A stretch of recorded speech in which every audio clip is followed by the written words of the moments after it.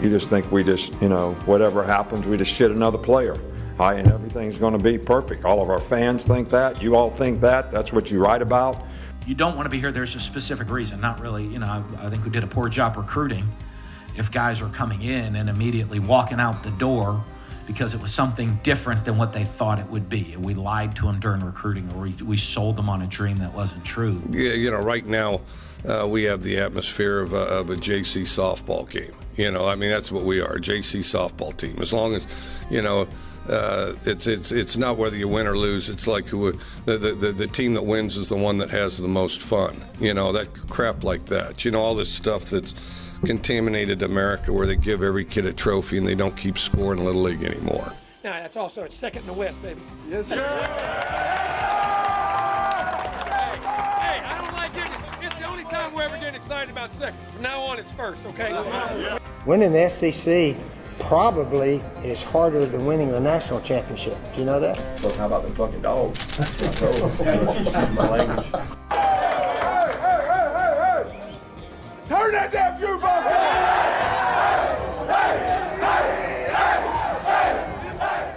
Hey, buddy, this beer's for you, Mike, and Cousin Shane. That SEC podcast loves the Pirate, and the Pirate loves that SEC podcast. Hail State. Welcome in the latest episode of that SEC podcast. I'm your host, Mike Breton. I go by SEC Mike on Twitter. And I got our great guests lined up. We got Brett Cianca, a.k.a. Pick 6 Previews, on the show. No, it's his preview magazine is not yet available. That'll be coming June-ish, July. I think he said the target date right now is early July. So we're going to have him on during that time once the book is out to preview the upcoming SEC season. He does all the work for the entire magazine. It's incredible how much input and analysis and data and all that he puts into that book. So really pleased to have Brett on the show. We're going to talk one of the hottest topics here every offseason, the college football playoff and why there's so much support to expand it. Brett and I are in agreement here that that's probably going to end up hurting the game, at least the way we know and love. So we'll get to that in just a moment here. I don't want to spiel on a ton before we get to the interview, but we do have a couple topics around the SEC, so I want to hit on those real quick. And my man Jimbo, let's start in College Station first. Because, after his gonna beat Nick Saban's ass comments, you might think he was gonna tone it down a little bit.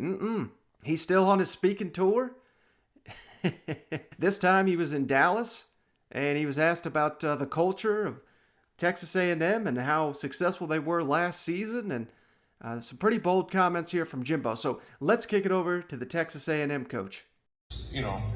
Just about every college football team in the country was dealing with a lot of the same circumstances, but very few of them clearly forged the old "we'll play you anywhere, anytime" identity, and we're going to get after it, and we're going to wear that as a badge that whatever we're ready for whatever this season, and that's a credit to the culture, I think. Well, it is, and listen, we want to be in the area. Like we said, we're happy. We had a great year. We finished fourth. That's just 3 spots too low. Yeah. That's just 3 spots too low to where we're going. And I know there's no problem. You got to have goals, but if you can't see that, you can't believe in that, and it becomes that rare air. When you get to winning championships and you get to winning and playing in big-time games and winning big-time games and understanding you belong there. First of all, if you can't see it, you can't achieve it. You can either we all live in circumstance and we live in vision. I mean, we can't live in circumstance your whole life. We make excuses why to fail all the time. And we have to have vision of where you want to go. If you don't ever see it, you're never going to get there. I don't care what you're doing, whether it's ball, it's work, it's a company. I mean, anything in which you do. These little kids, the dreams they have, they can't envision themselves doing something great and being great. And see, that's the greatest thing about being a kid is you know you got your whole future ahead of you, you got to achieve it. And that's one of the greatest things as a coach is allowing guys to start to do things and get good at things they may not have ever thought. But a lot of people say those things, but do they believe them? And a lot of people say them because they think they're supposed to say them. But inside, they're scared to death. And that's our job to help give them the information and the habits and create the day-to-day schedule that allows them to get to where they have to be as human beings. And it's not just on ball. And like I said, they grow as people, they grow as students. It's amazing how they grow as players. But we have to be that way, and that's our goal. And that's the way we're going to do it. And if you want to be the champ, you got to play anywhere, anytime. It doesn't matter. When you're in the SEC, you don't. As once you line up in our league, the rest of it don't. There's good teams in every league. I respect them all. You line up in our league each and every week, you'll play anybody, anywhere. It doesn't matter. And that's what we're going to do and how we're going to do it. All right, so there you got it from Jimbo. And, of course, the key phrase there, they finished fourth. We all know that. Winning the Orange Bowl and finishing the season 9-1. But they finished fourth, 3 spots too low. And, again, some of you might be saying, well, what the hell is he supposed to be saying here? He's pumping up the crowd. He's speaking in front of a bunch of Aggies. He wants to get them fired up for the season and all that. I get it. But at the same time, why I really wanted to open the show with this is you got to be taken aback a little bit by the confidence of Texas A&M's head coach. And if I'm an Aggie, I'm loving this. He's not backing down from the expectations. Obviously, it was a week or so ago. He had the viral comments beating Nick Saban's ass. And I think a lot of coaches would have pumped the brakes and maybe said, maybe I shouldn't have said that. No, he's piling on here. So that should give you an indication of just how confident Jimbo is in what he's got to work with heading into, what'll this be, year 4 of his era there in College Station. Last season was the best they've ever done under him, and based on what he's got to say here, the arrow is just continue pointed up in College Station, and I credit him, man, because he's putting the target on his back. But you know what? That's what Alabama has every year. That's what LSU had when they win the national championship. That's what Florida and Georgia and all these elite SEC programs, they're not afraid. They know they got the target on their back when they go into every game on Saturday. And Jimbo's got the confidence to put this out there. So, hey, I keep saying it. I've said it 100 times. I'll say it 100 more before the season gets here. But this damn SEC West is going to be nothing but just a gauntlet, a minefield of difficult games. I mean, I don't even think you can call them trap games anymore because each and every team, I think, is going to be capable on any given day of beating one another. There's not going to be any slouches in the SEC West this season. And Jimbo is pretty confident, it sounds like, that the Aggies are going to be the one by the end of the season that are on top of the heap. All right, sticking in the SEC West, let's jump on down to the state of Mississippi. Fan bases dislike each other intensely, mostly because we are all the same. My name is Wright Thompson, and I'm watching with my family in Clarksdale. My cousin Frazier is sitting with me. He's cheering for State, for reasons passing all understanding. We've got people with us from Shelby and Bentonia, Yazoo City and Canton, Jackson and Oxford. Families from South Haven to Brookhaven are doing the same. Houses divided, as they say. It's the perfect end for Thanksgiving, really, which is the national holiday for delicately and briefly ignoring all that divides us. So make a leftover turkey sandwich. Use homemade mayo. It's just a different thing. Pour a drink and scrounge a leftover stuffed egg. It's Thanksgiving night. The Egg Bowl is on. And while it might not matter in the AP poll, it means everything to the Mississippians leaning in right now.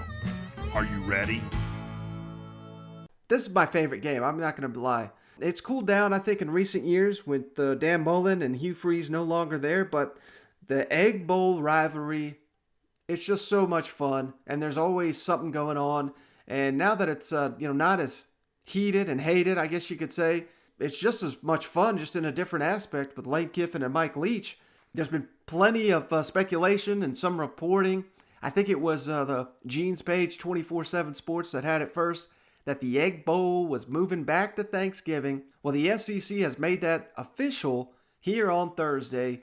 And not only is the game officially moving to the Thanksgiving this year, it's moving there for 2022 as well. It's going to be nationally televised by ESPN the upcoming season, of course. It's Mississippi State's getting to host the thing this year, so this will be the first Egg Bowl at home for Mike Leach. First Egg Bowl on the road for Lane Kiffin coming up here, 7:30 Eastern, 6:30 Central kickoff, again on ESPN. So, yeah, I get some fans why they don't particularly care for this game being on a Thursday. And it's obviously a holiday, and, the NFL's really trying to take over with, what do they have, a double or triple header on Thanksgiving? I think it's a triple header now on Thanksgiving. But if you're a college football fan, you're watching the Egg Bowl, and I think this is great because you're not going... last year we kind of lost it. I know it was a weird year. I can't remember exactly, the week it lined up on, but I think it was the same week as the Iron Bowl and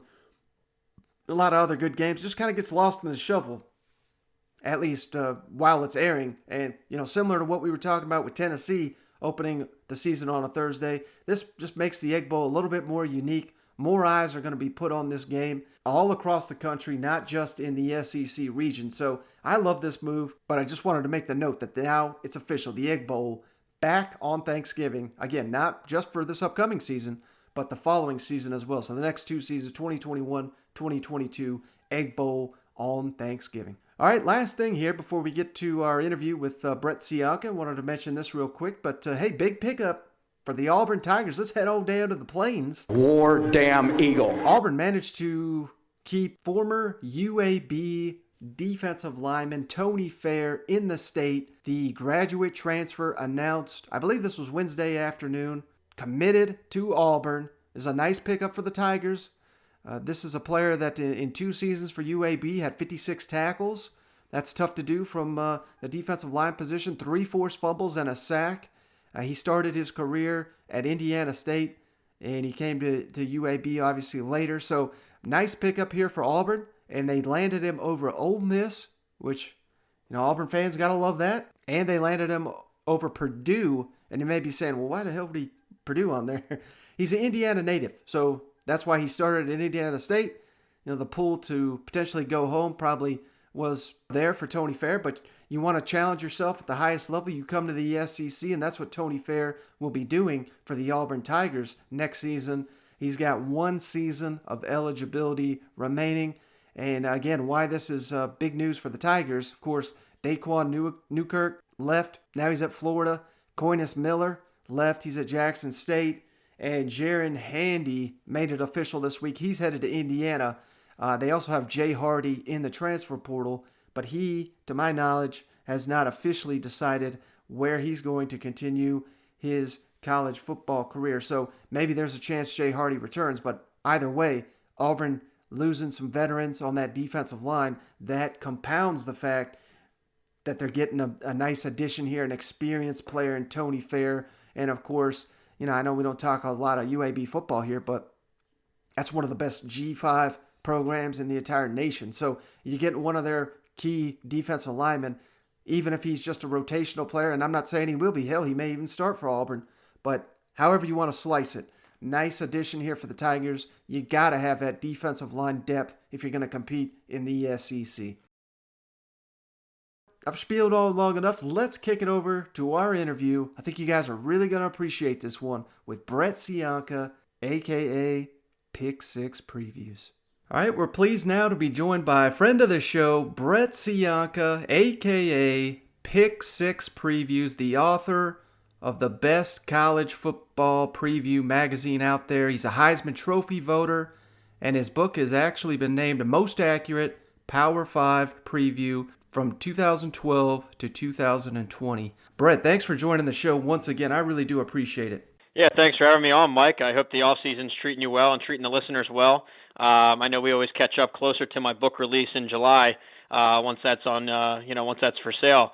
Right now I'm digging into my book. I'm done the Pac-12, done the ACC, but I still have these other 3 leagues to go. A lot of roster movement this year with the transfer portal, like crazy. So a lot more to dig into, and excited to keep going with it. But I hope all's well with you and Shane, and excited to talk some playoff here.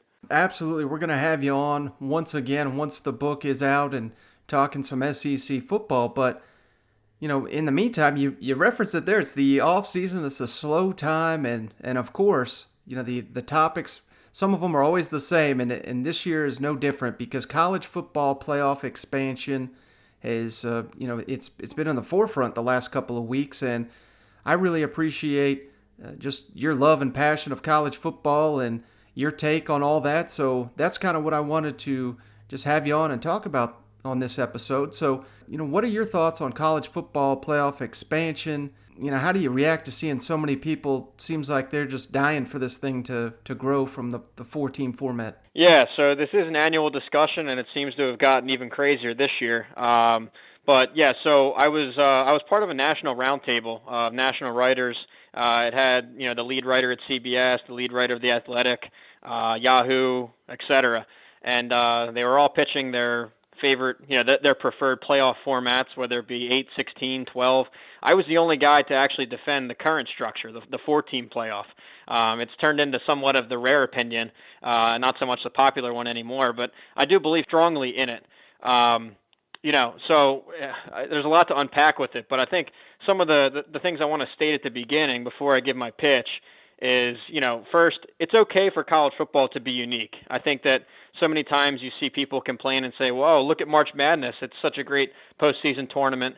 Or look at the NFL, how they have their divisions and automatic qualifiers and such.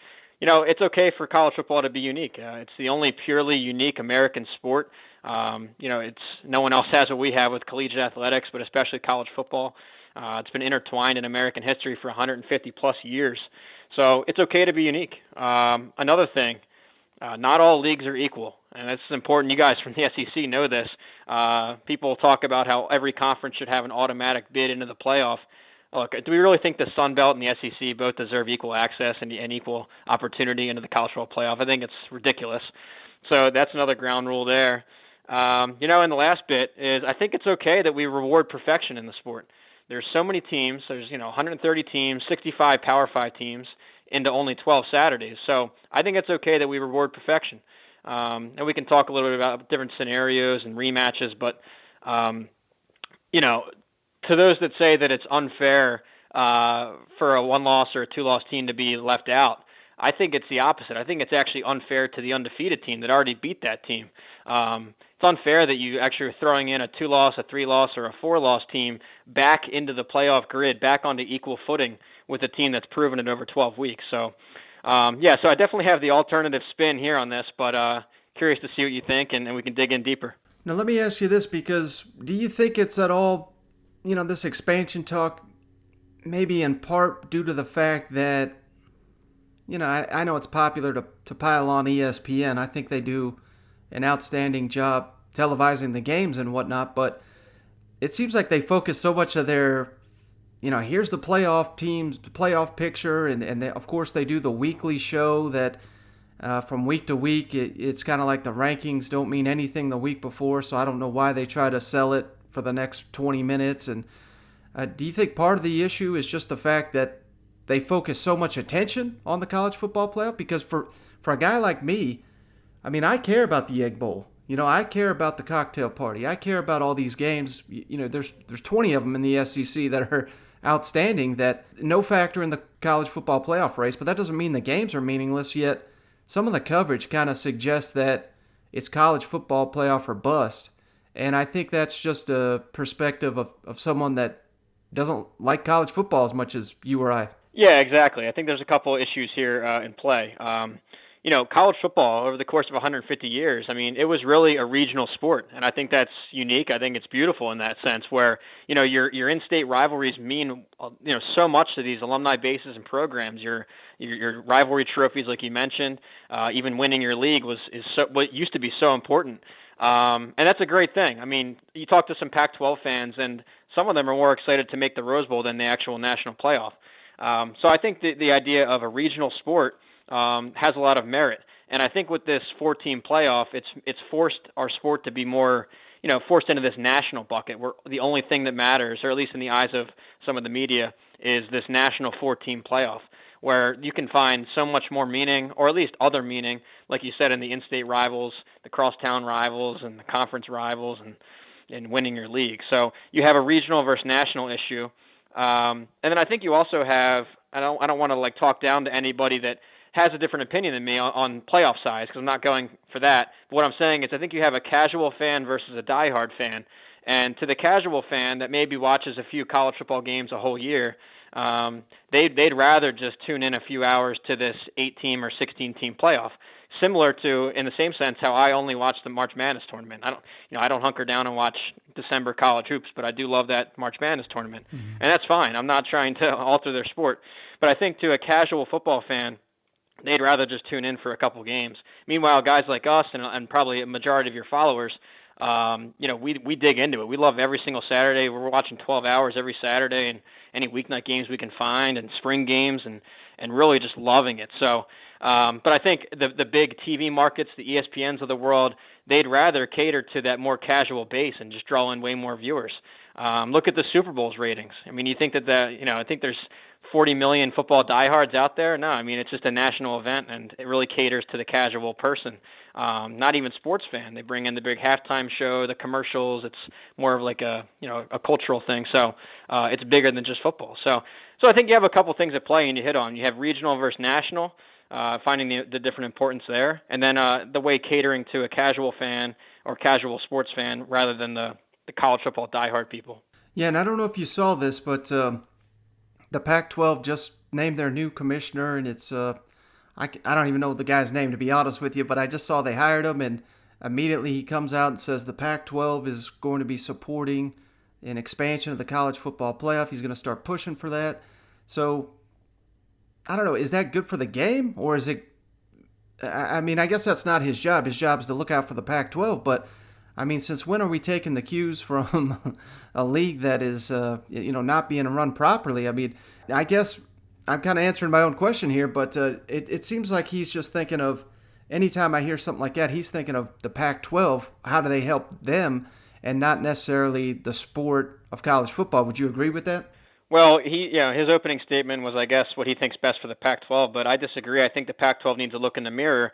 The only thing holding them back from playoff appearances is themselves. The only time they produced an undefeated or one-loss conference champion during the playoff era was Oregon and Washington, and both teams made the Final Four of the playoff. And these are not, I guess Oregon is, but Washington at the time was not a brand name or a powerhouse program. So it kind of proves the theory that, hey, if you go undefeated in a Power 5 league, you're in.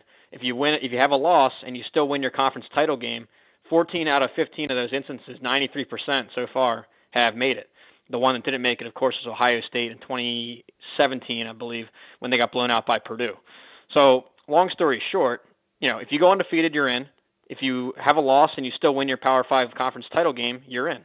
So if you're the Pac-12, look in the mirror, and first off, they should cut out their 9th conference league game. It might be better for TV ratings to have a 9th league game, but if your goal is to produce a playoff team, you want to finish your champ with 0 losses or 1 loss, and just adding a whole extra 9th round of games against each other, they beat each other up. I'm actually of the opinion that the Pac-12 has some solid football teams out there. It's just that they tag each other with that one more additional loss every year, and the champions, when the dust settles, the champions have 2 or 3 losses. Meanwhile, you take out that 9th game, maybe you get some more one-loss champs and into the bracket. So, so in terms of playoff bracket access, I really think it's, like I said, I think it is fair. All 65 teams in the Power 5, they start at the same point in August. When the football's kicked off, everyone controls their own destiny out of that pack, those 65 Power 5 teams. Go undefeated, you're in. Have a loss, win your conference title game, you're pretty much in. Until the time where all 5 conferences have produced an undefeated conference champion, I'm okay with 4. I think it's perfect. And again, I don't really have an answer for the group of 5 non-AQ teams.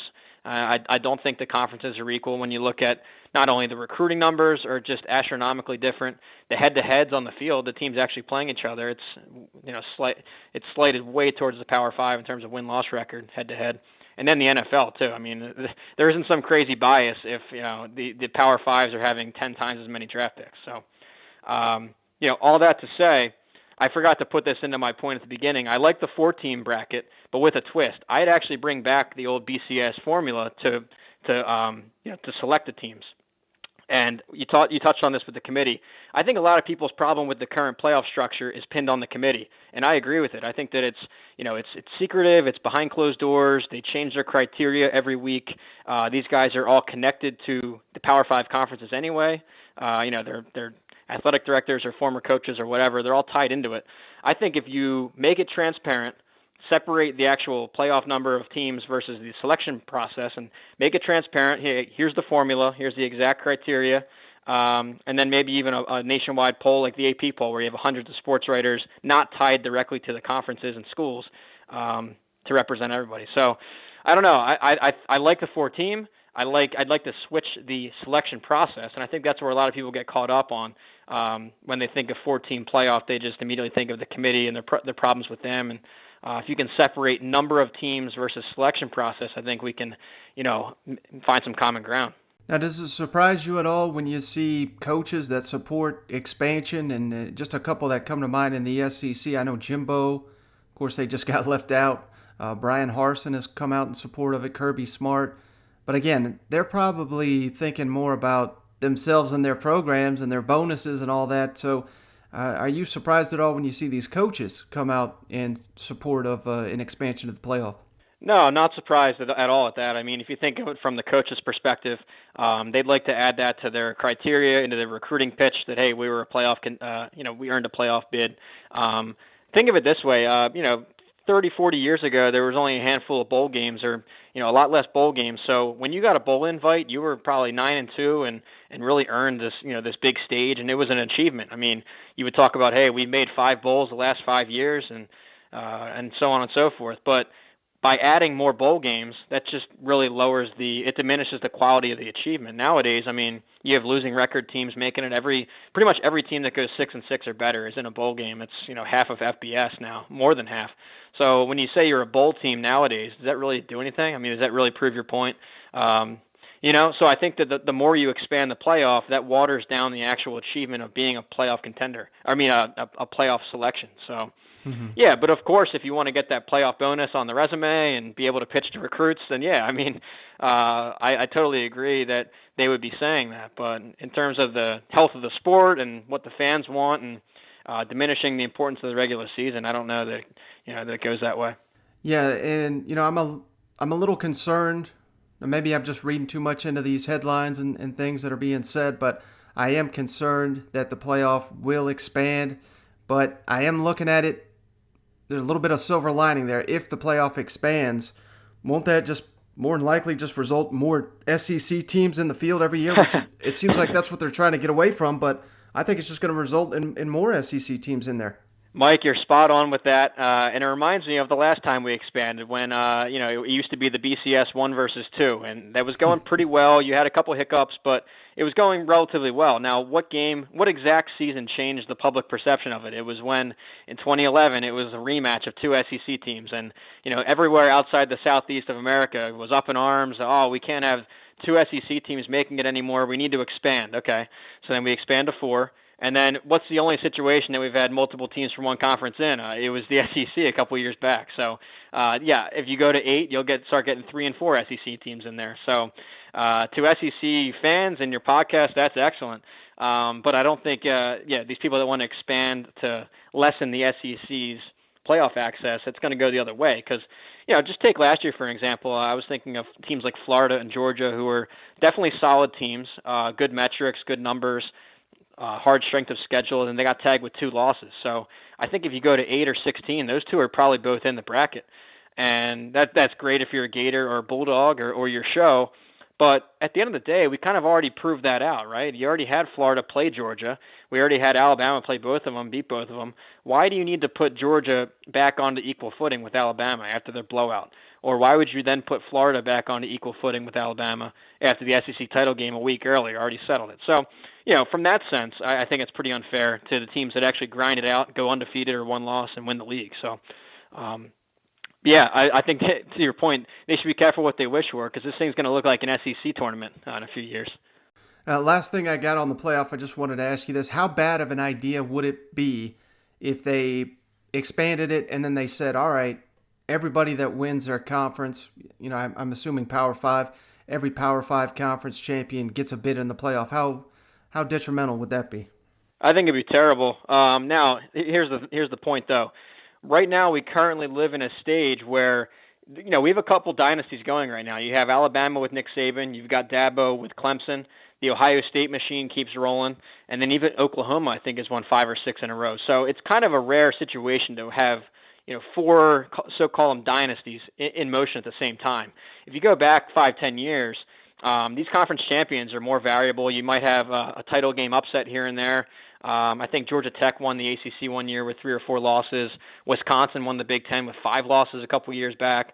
So, you're going to get more flukiness in the conference title game eventually, and you're going to have a lot of these multi-loss champs. So I don't agree with the automatic access bit. And like we said at the beginning, not all conferences are equal. I know I meant that towards Power 5 versus non-AQ. But even within the Power Five, I mean, I don't think that the Pac-12 should automatically have the same access as the SEC champ. So, yeah, and to your point on that too, I think that would also diminish the regular season. If you're doing the automatic access in, because you could have a team, all these non-conference games that we get excited about, this Clemson, Georgia kickoff, this Ohio State, Oregon, none of that would matter at all if you're just going to say, hey, win your conference, you're in automatically. So non-conference goes by the wayside. Those turn into total exhibition games. I wonder if you'd have some gamesmanship and even bench some of your guys and rest them up. This is just a non-conference game. This doesn't impact anything for playoffs. So we're going to rest, Justin Fields and all our starters. We don't want to get them injured. They'll play the first series or two, like an NFL preseason game, and then we'll rest them. I don't want to get that deep into it, but who knows? I mean, who knows? If it's only win your conference title game, then the non-con doesn't matter. And you're going to have multi-loss champions in there. And one last note I wanted to hit on, because I know this will resonate with your SEC followers and fans, is just how important the regular season games are. No other sport has what we have. You look at the NFL. I mean, do you really think about remember the Jets versus Bills game 2 years ago, or in college hoops? I can't even name a single college hoops regular season game that I've watched or just that really caught the nation's attention in the regular season. I mean, maybe the occasional Duke UNC, but those games don't resonate. They don't really leave lasting memories. But in college football, just the way that you have 100,000, alumni and fans and family getting together for 6 Saturdays in your home stadium, the way that you play your rivals every year and it alternates home and away, and you can specifically, I know your fans can specifically point out, remember that 2013, Georgia-Tennessee game? Oh yeah, that was that game. These games mean a lot more, and I hate to see it watered down even more than it is by expanding the playoff and making and rendering those games meaningless. The easy example, which I know is rare, but think of the kick six, the Alabama-Auburn game, where that was really do or die. It's, that single play knocked Alabama out of playoff contention and got Auburn their spot. And if you fast forward to an 8-team or 16-team playoff, I mean, does Saban even play the starters? They already probably have a first-round bye locked in or stuff like that. So I know that's the extreme example, but I don't know. I don't want to lose some of that specialness, some of that uniqueness. And again, I think it's okay that college football is unique. I don't think we have to be, the NFL does it this way, we should join them. No, how about we be less like the NFL? Let's do what we do great, which is regular season. Every game has that much more importance. Make it more regional, make it more about the rivalries and the conference title races. And then, the little cherry on top would be a little 4-team bracket and determining a national title. But, for out of 65 Power 5 teams, the other 61, they have meaning too, and it's throughout the season. It's their rivalries, it's their conference title and division races. So I just think that the coverage has gotten too national when it should be back towards being regional like it used to be. That you hit on my greatest fear there, an Iron Bowl, Egg Bowl, something like that, in Clemson, South Carolina, where key players are sitting the bench because they've already locked up essentially a spot. So that is the last thing that college football needs, in my opinion, and I'm glad someone smart is on my side. So he's Brett Cianca, a.k.a. Pick Six Previews. Must follow at Pick Six Previews. We're going to have him on again once his preview book is out. It's the best one out there. I really appreciate you, Brett. Yeah, thanks again, Mike. And, I know that we are probably in the minority opinion on this, and people do want to see the expansion, but I just think I'm coming at it from a place of love for the sport. That's important. You hit on it earlier. I mean, I'm spending over 1,000 hours a year on this book. I'm calling coaches, calling coordinators, and beat writers, and going on shows and watching film and my numbers. I love this sport, and I just think it's in the sport's best interest to remain at 4. Maybe some tweaks in the selection process. Bring back the computers a little bit, but. I just think you got to look at the whole package. I mean, it'd be nice to have an extra playoff game somewhere, but what are you sacrificing? I think you're going to lose a lot of the interest in September, October, November. So, always great to have a reasonable discussion about it. I love bringing my opinions forward, some facts, and always open to hearing everyone else's opinion on it too. So appreciate you having me on, and hope all is well. We'll talk again in a few months with the preview coming. All right, just want to say thanks again to Brett for joining the show. And again, you got to follow him if you're not already. I think he's getting close to 100,000 followers on Twitter, at Pick Six Previews. That's in the show notes if you want to give him a follow. He does a great work with not only his previews, but doing these radio shows. And His Twitter is just full of knowledge, so he really puts in a lot of thought and insight into all his responses, as I'm sure you can clearly tell there. So really want to thank Brett for hopping on the line and just spieling about college football playoff, because I've seen a lot of people, this is clearly a hot topic now that there's so much momentum for the college football to expand. So maybe think about that. Think about some of the things Brett had to say before you jump on the bandwagon. If you're one of these that thinks they automatically need to expand it, it may be coming. They may just be too greedy to not expand the thing, but it's going to come at a cost. I think it really will. And that's something to consider. And I think it's something that a lot of people that are out here touting how this thing needs to expand, read between the lines here. Kind of what Brett's saying. I mean, look at a lot of the national people maybe that are touting this thing need to expanding. Are they diehard college football fans? Or are they the ones that watch NFL, and then when there's a big SEC game, maybe they'll tune in for Alabama, LSU, or something like that, but they don't watch any of the other games? You got to think about that. So the more I see more passionate college football fans that live and breathe this stuff like I do, like a lot of, hell, we're sitting here in May, you're listening to a college football SEC, you're listening to an SEC podcast in May. I know you're a diehard, so I'm not saying you're wrong if you want the playoff to be expanded. Everybody deserves their own opinion there, but a couple of things to think about next time you hear the playoff expansion talk get started. Hell, you can hear my dog out there. He hates college football playoff expansion talk too, so I'm going to get off the line here. That may be old Chad. Chad Morris is at my door. He's finally found me. This may be the last podcast if that's the case.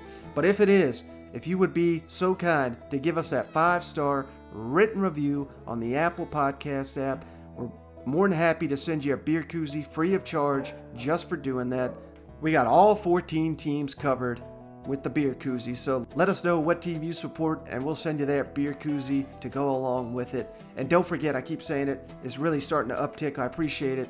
The YouTube, subscribe to the YouTube channel. We're putting a ton of more content on that every single day, so appreciate each and every one of you that subscribes to that page. But that's going to do it. Thanks for hanging out. Catch you on the next one.